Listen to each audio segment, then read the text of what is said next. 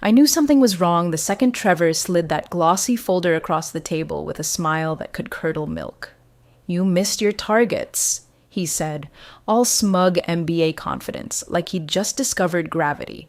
I've sat through a decade of performance reviews, some tense, some downright insulting, but never one where the guy across from me looked like he was rehearsing for a TED Talk on firing people. He didn't even glance at my Q3 numbers, just a canned speech about alignment and vision and scalability, as if any of those buzzwords meant a damn thing when your back end's held together by 3 vendor agreements, 2 obsolete frameworks, and the guy you're about to cut loose. Ryan didn't flinch. Not once. No protest, no defense, no raised voice, just picked up the pen like he was signing for a pizza. His hand hovered for a split second, long enough for me to catch the smallest twitch of something behind his eyes, and then he scrawled his name. There was a note beside the signature, tiny, neat. Per MSA 11B. At the time, I thought it was just legal speak. Something contracty. I should have known better. Hey, before I forget, real quick, if you're deep into this and wondering where the hell this train's headed, do me a solid, hit that subscribe button and toss us a like. It helps more than you know, and yeah, the team reads every damn comment. Anyway, he handed over his badge, stood up, and placed a black binder on the edge of the desk like he was delivering ashes to an ex-wife. No theatrics. Just that cold, deliberate calm you only get from people who've already done the math. Then he nodded once at me, no smile, no goodbye, and walked out without looking back. Trevor leaned back in his chair, already opening Slack like nothing monumental had just happened. "Now that we've cleaned house," he muttered, "let's talk vendor scalability." The smug bastard even clapped his hands once, like we were on a game show. I waited until he left for his afternoon spin class or whatever it is fake executives do at 3:15 p.m. every day, then reached for the binder. It was heavier than I expected. No cover title, just a single sticky note. "Owen, make sure they actually read this." I flipped it open. There it was. Northgate Systems Master Services Agreement. Our holy grail, the backbone of our infrastructure, licensing, load balancing. Hell, even our client-side encryption keys were tied to this contract. I'd seen it before, in passing, but never really studied the annexes. Too busy keeping day-to-day operations from imploding. Annex D was flagged. Continuity of services. Personnel binding terms. I felt my stomach drop about 6 inches. Section 11B. All infrastructure services and license guarantees shall remain valid only during active employment of designated personnel. Termination, voluntary or otherwise, shall be considered a continuity breach and void obligations therein. And right under that clause, a neat little table. Designated Continuity Officer, Ryan Carter. My hand started shaking so bad I damn near spilled my coffee. I reached for my mug and fumbled it onto the floor. Ceramic shattered. Didn't even notice the hot splash on my ankle. The office felt suddenly too quiet, like the moment before a tornado touches down. Somewhere across the building, I could hear someone laughing at a TikTok. Someone else was trying to clear a paper jam. But my eyes were glued to that clause, and my pulse was racing like a freight train. "Sir," I whispered to no one, just the ghost of Trevor's stupidity still lingering in the chair. "Please tell me you didn't just sign off without reading this." The ink was still drying, and we had 48 hours before the contract we built our entire digital business on turned into confetti. Trevor came back into the bullpen like he'd just secured peace in the Middle East, popped open a LaCroix, propped his spotless loafers on the corner of my desk, and smirked. "Glad we could clear out the dead weight. Now we can finally scale." He said scale like it was a religion, not a word. I didn't answer him. I was too busy flipping pages, fingers moving like they belonged to someone else. The binder was open on my lap, and I'd just hit the part that made my throat go dry. Clause 11B wasn't just some legal throwaway. It was a loaded gun with a hair trigger, and we just pulled it. All guarantees subject to continuity of designated personnel, outlined in Annex D. Designated personnel, not a team, not a department, one single name. Trevor caught my expression and raised an eyebrow. "Relax, Owen. You're acting like we fired the Pope. Ryan was just a contract manager, not Jesus with a clipboard." I wanted to punch him, not metaphorically, not emotionally, just straight up, hard knuckle, no witnesses assault. Because either he hadn't read what I just read, or worse, he had, and he still thought it didn't matter. I pulled up the digital copy of the MSA on my terminal, heart pounding, jumped to Annex D. There it was. Ryan Carter, bolded, underlined, designated continuity officer. That one line changed everything.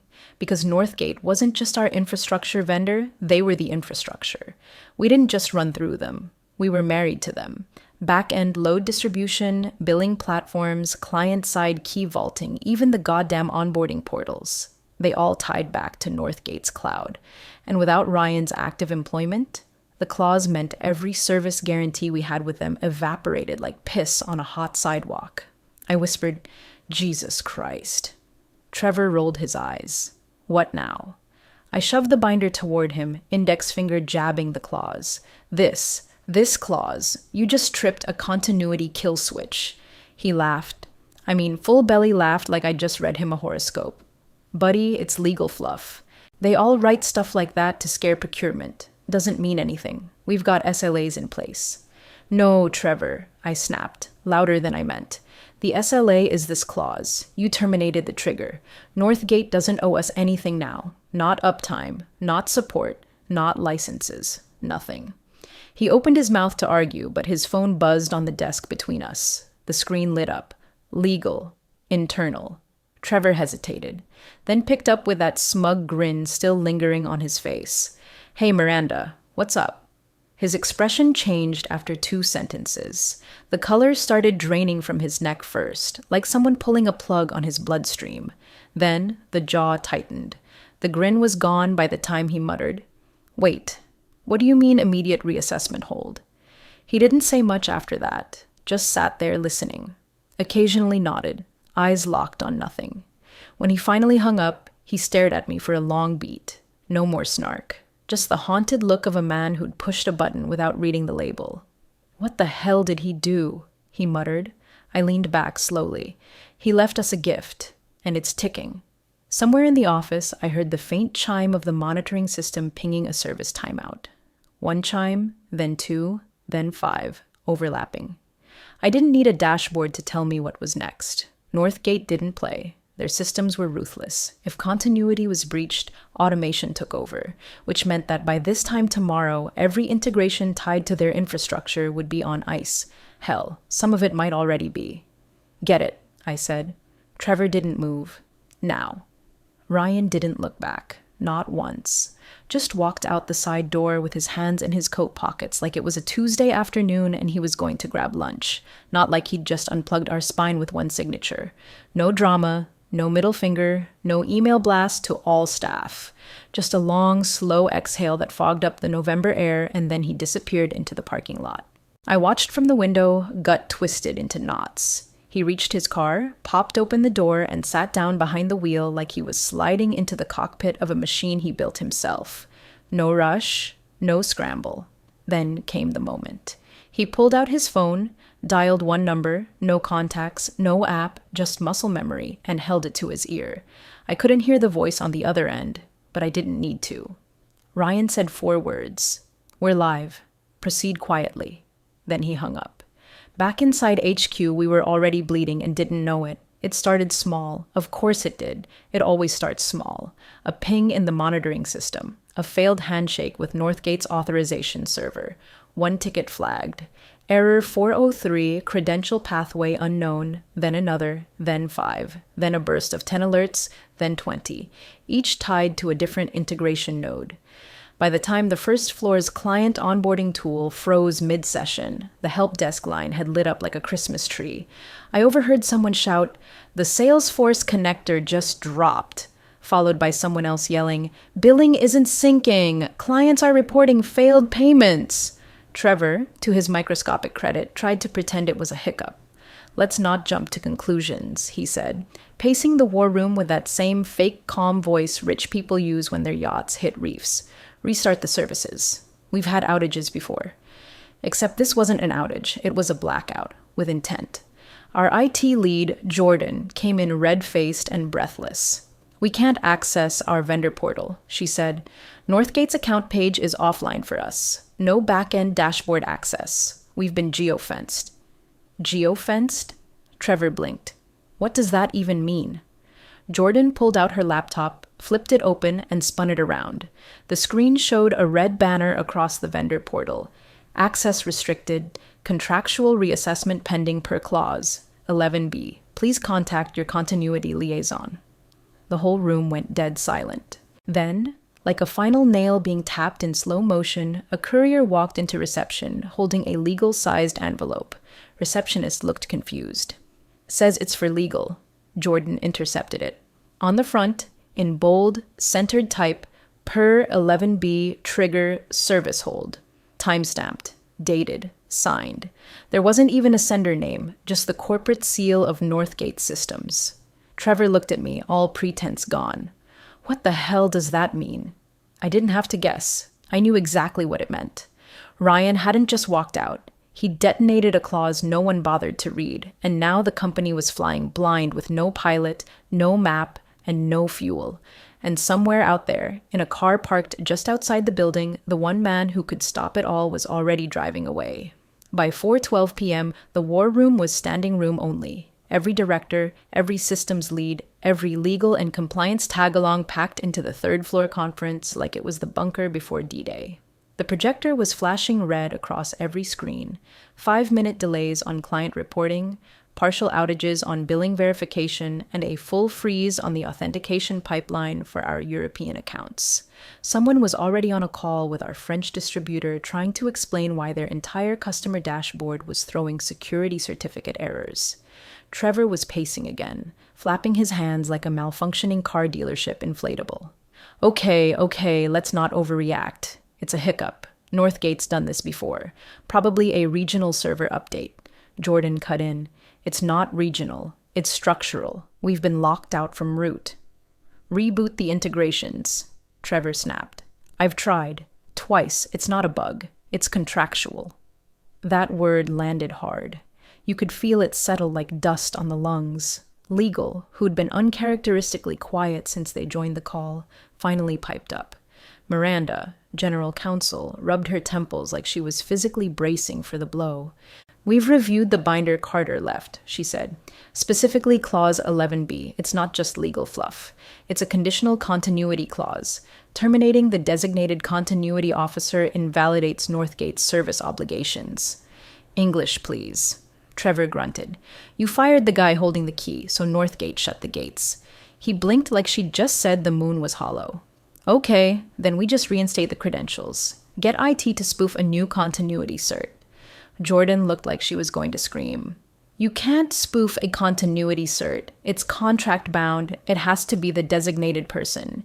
You'd need a full re-onboarding cycle with Northgate, and they've already initiated reassessment procedures. That means they're locking down until legal risk is mitigated. Just override it, Trevor shouted. I'm not going to lose our fourth quarter over a damn name on a PDF. Miranda was stone. They won't accept system overrides. The continuity condition is biometric and signed. That's part of the security handshake. No Ryan Carter, no green light. That's when the yelling started. Some exec from ops started grilling IT. Someone else from sales accused product of not having backups. Someone blamed Jordan for not having a contingency for contractual sabotage, like that's something you expect when writing SLAs. One guy actually shouted, "Why didn't anyone read the fine print?" And then it came. A question from one of the board observers, voice quiet but lethal. Who approved this contract? Silence. Everyone turned toward Trevor. He blinked, shifted in his seat. I mean, legal must have... No, Miranda said, flipping through a folder.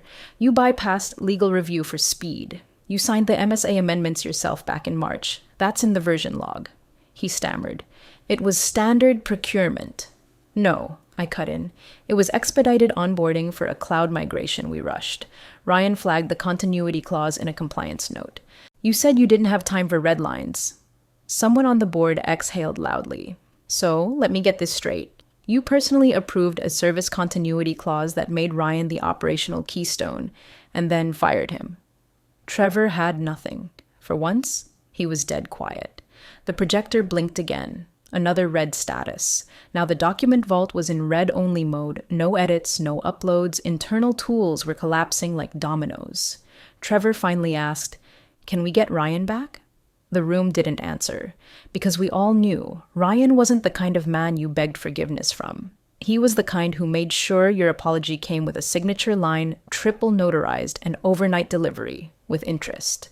The CFO barged into the war room at 6:02 p.m., phone in one hand, a stack of printed emails in the other like he'd just returned from battle, and lost. His face was beet red, not from exertion, but from the slow, dawning horror of a man who finally bothered to read what had been sitting in his inbox for 3 months. "I found it," he said, voice tight. 3 separate memos from Ryan. He flagged Clause 11B in April. Subject line was literally, "High risk. Continuity provision. Review required before Q3. He tossed the stack on the table. Pages slid across the glossy surface like shrapnel. There it was, in black and white, Ryan warning us that tying service continuity to a single named employee without a fallback designation was functionally equivalent to handing Northgate an off switch. The worst part? Every single recipient was in this room. Trevor, Miranda, me, and 2 more VPs who were now silently shrinking into their ergonomic chairs like children waiting to be grounded. Trevor tried to shrug it off. "Well, hindsight's... don't." Miranda cut him off. "Just don't." At that exact moment, Jordan's phone buzzed. She put it on speaker without a word. "Northgate Compliance, this is Hakeem. We're issuing a formal suspension notice per clause, 11B. All Tier 1 and 2 services are on indefinite hold pending legal reinstatement or reassignment of continuity responsibility." Trevor lurched toward the mic. "This is Trevor Kincaid, Executive Ops. We're resolving the issue. Can we expedite—" "Sir," Hakeem interrupted, tone clipped and cold. "Your firm is currently in breach. Ryan Carter was your continuity officer. His termination voided our service obligations. You'll need to resolve this at the legal level. Until then, our compliance posture does not permit access to back-end systems." Click. The room sat in stunned silence for half a beat too long. Then a voice from the back, David Chen, one of our largest early investors, cleared his throat. "Wait, wasn't Ryan the original liaison with Northgate?" I nodded, swallowing hard. "Yeah, he architected the onboarding, managed all vendor touchpoints, signed the MSA. Every handshake, every escalation went through him." David's eyes narrowed. "So, who's the liaison now?" No one had an answer. While panic was boiling over inside HQ, Ryan was somewhere else entirely, seated in the corner of a quiet industrial cafe just outside of town. A manila folder sat in front of him, across from a young guy in a crisp blazer holding a Northgate badge. The nameplate on the badge read, "S. Mercado, Vendor Transition Ops, Northgate Systems." Ryan handed over the folder without ceremony. "LTS Group is prepared to step in under the alternate engagement clause. All docs signed, liability shielded, security posture mirrored. You'll have continuity within the hour." Mercado flipped through the docs, nodding slowly. "Appreciate the speed, Mr. Carter. The other firm is struggling." Ryan offered a thin smile. "They usually do after they fire the wrong person." Mercado paused. "So LTS Group's been on standby this whole time?" "We believe in contingency planning," Ryan said calmly. "LTS was built for this." And just like that, the twist we should have seen coming hit like a steel trap snapping shut. LTS Group wasn't just a vendor. It wasn't just stepping in. It was Ryan. Or rather, it was the company he'd co-founded 3 years ago through a private trust and had been slowly staffing with ex-colleagues, partners, and quiet geniuses he'd mentored and trusted. He never talked about it. Never brought it up in meetings, never bragged. Just did the work, dotted every I, and laid the groundwork like a man with a long fuse and no rush to light it, until we handed him the match. Back at HQ, Jordan refreshed the status dashboard. A new vendor tag had appeared in the registry field next to Northgate. Active contract pending, LTS Group, transitional authority verified. I looked at Trevor, who had gone pale, his hands gripping the edge of the table like the room was tilting. "This isn't a rebound vendor," I said quietly. "It's Ryan's firm. He built the safety net we never thought we'd need." "No," Trevor muttered. "No, this isn't happening. But it was. And it had been happening long before he ever stepped foot in the building. Because Ryan didn't just walk away with his job. He walked away with the keys to our entire infrastructure, and we were the ones who handed them over. By 8:47 a.m. the next morning, the wheels weren't just falling off. They were rolling downhill into traffic, on fire. Our customer support inbox was a bloodbath. Hundreds of tickets flooding in by the hour. Service delays, login failures, payments not processing. The client dashboards? Blank. Our UI was showing data unavailable banners in 3 languages. And the billing system, our sacred cow, had gone full ghost mode. One exec whispered that we'd missed $2.3 million in transactions overnight. The kind of glitch that doesn't just raise eyebrows, it triggers lawsuits. Our flagship account, Vatra Labs, the biotech firm that made up a solid 22% of our annual revenue, sent over a formal notice of termination for material breach at 9:06 a.m. sharp. Legal opened it in silence. You could hear a pin drop as Miranda read the line aloud. This constitutes a failure of critical service guarantees outlined in Exhibit B of our vendor SLA. We consider the contract void, effective immediately. Trevor didn't even pretend to be in control anymore. He sat with his back against the window in the war room, tie loosened, eyes glassy, trying to whisper solutions to no one in particular. Every few minutes, he'd mutter something like, "Maybe we can offer credits," or "Could we spin up a temporary mirror node?" Spin up what, exactly? Northgate had the infrastructure, Ryan had the keys, and LTS Group had the only damn roadmap out of this crater. At 9:41 a.m., the board called an emergency session. Trevor was summoned like a kid to the principal's office, except in this case, the principal had $78 million on the line and a dozen investor calls to explain. They didn't even offer him coffee, just hard stares, folded arms, and a single PowerPoint slide that said, "Failure trigger, MSA clause, 11B. David Chen, still seething from the day before, leaned in. "Explain it to me again, Mr. Kincaid. You terminated the employee listed in the vendor continuity clause, without legal backup, without redundancy planning, and after being warned by him multiple times." Trevor stammered. "He wasn't scaling with the team. His metrics—" "I don't give a damn about metrics," David snapped. "I care about the 47 clients threatening legal action by close of business." Another board member asked me, "Owen, you knew Ryan. What would it take to undo this?" I didn't have to think. "You'd have to rehire the guy who made this work and ask him nicely." They blinked. "That's it?" I shook my head. "That's the minimum. Ryan doesn't need this job anymore. He's running the vendor that's currently saving our ass from complete collapse. If you want anything more than a basic triage package, you better come with a contract, an apology, and about 6 zeros. Miranda's laptop pinged. She opened the email and read aloud. "Per clause 11B, Northgate will only engage in renegotiation discussions with Mr. Carter or a formally assigned successor. No other representatives will be recognized at this time." That did it. Trevor slumped forward like he'd just been unplugged. "So what? We beg him? Crawl back and ask for help?" "You fired the continuity trigger," I said. "He didn't activate this. You did." There was no rebuttal this time, no grandstanding, no MBA jargon, just a grown man realizing he'd set his career on fire and handed the match to the one guy who knew exactly where the fuel line ran. One board member tapped his pen on the table. "Get Ryan on the phone, now." I could have laughed if I wasn't so nauseous, because it wasn't going to be that easy. Ryan wasn't a fool, and he wasn't sentimental. He didn't burn bridges, he replaced them. With toll roads. Ryan walked into the boardroom at 10:15 a.m. wearing jeans and a weathered jacket, the same kind he used to hang on the back of his cube when the AC kicked in too hard. No suit, no tie, no fanfare, just him, and a single white folder tucked under his arm like he was there to drop off dry cleaning. The silence when he entered was suffocating. Half the board stood.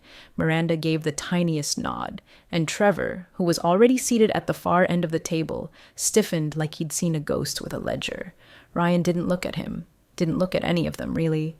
Just walked to the empty seat closest to the center, placed the folder neatly on the polished wood, and sat down like he'd been doing this his whole life. Calm, unhurried, completely in control. Trevor, still clinging to scraps of relevance, cleared his throat and tried to sound composed. Ryan, thank you for coming. We'd like to discuss a path forward. Ryan held up a hand. Not rude, not aggressive, just final. Then he slid the folder across the table in Trevor's direction. Sign this NDA, Ryan said evenly, and then we'll talk. Trevor blinked.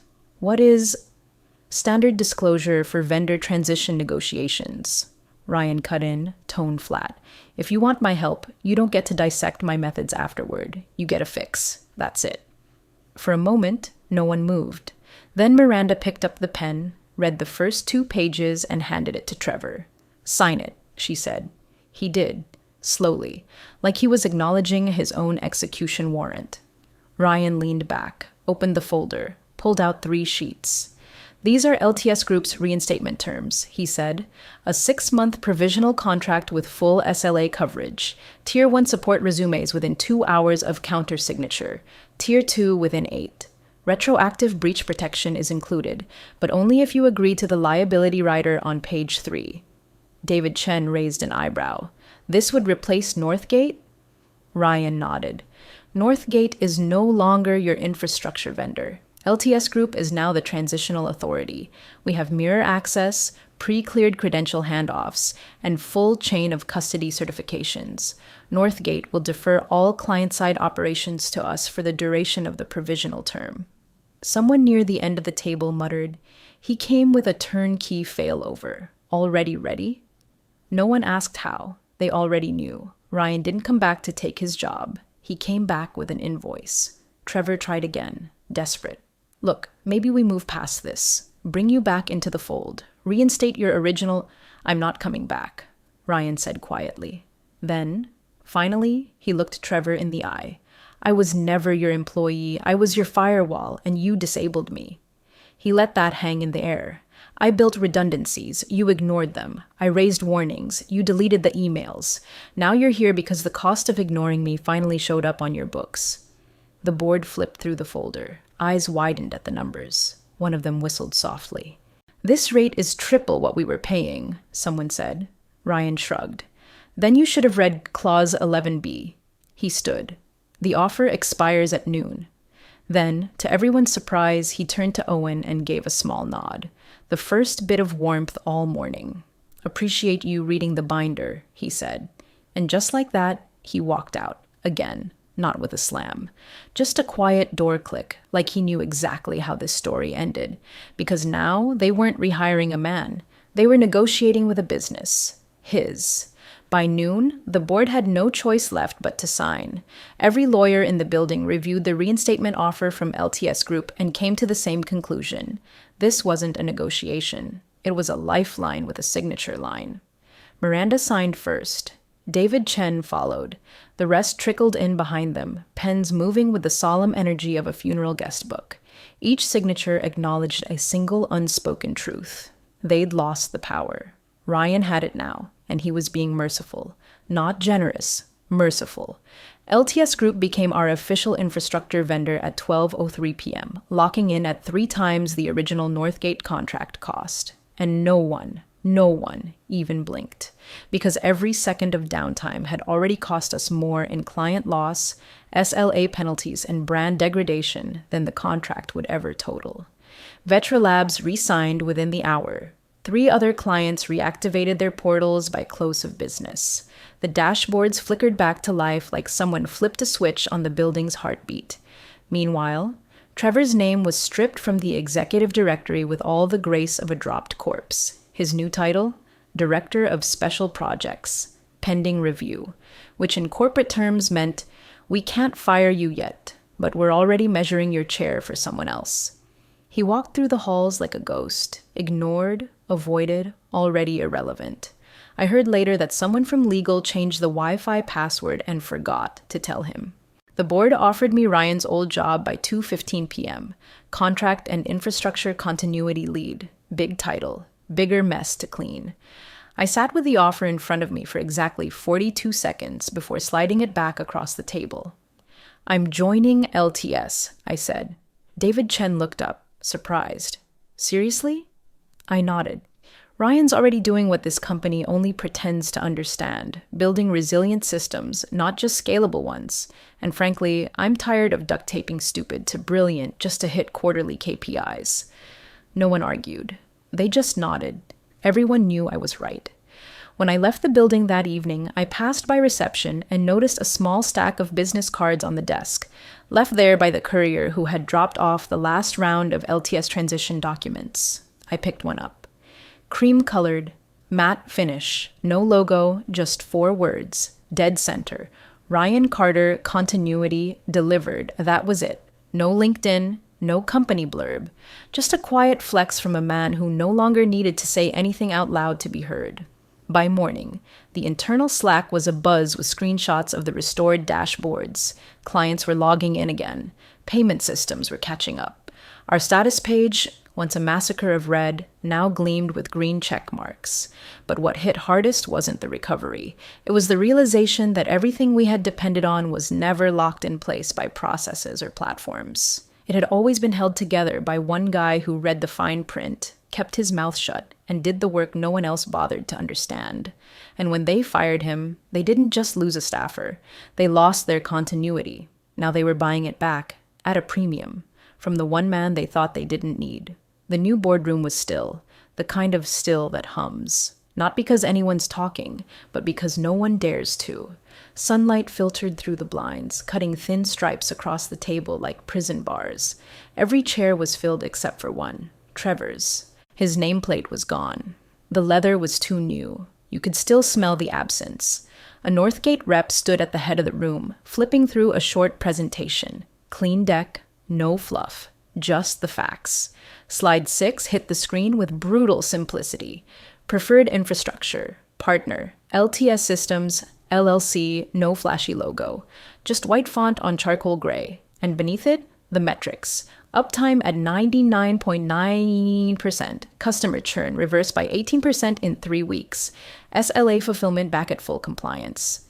Legal was represented by someone new, younger, quiet, reading everything. You could feel the cultural shift ripple across the table, the realization that silence doesn't mean weakness and calm doesn't mean complacent. It means control. David Chen leaned back in his chair, arms folded, watching the screen like it owed him money. Then he said it, just loud enough to sting. Remind me, who signed that clause again? Nobody answered. They didn't need to. The ghost of Trevor's arrogance was still clinging to the air like cheap cologne. In a small office somewhere across town, Spartan, neat, quiet, Ryan sat at a worn desk with a mug that read, "Best Compliance Guy Ever," in faded Sharpie. A single monitor lit his face as he sipped his coffee and watched the live feed of the Northgate meeting from his private login. He didn't smile. He didn't lean forward. Just a subtle nod, like a man checking a weather report and seeing exactly the storm he predicted. The dashboard beside the stream flickered once, then settled. System status, operational infrastructure. Partner, LTS Systems, continuity, ownership, 100%. He took another sip, set the mug down. No drama, no speech, no revenge monologue, just one quiet sentence spoken to no one. They fired the clause. I just watched it execute.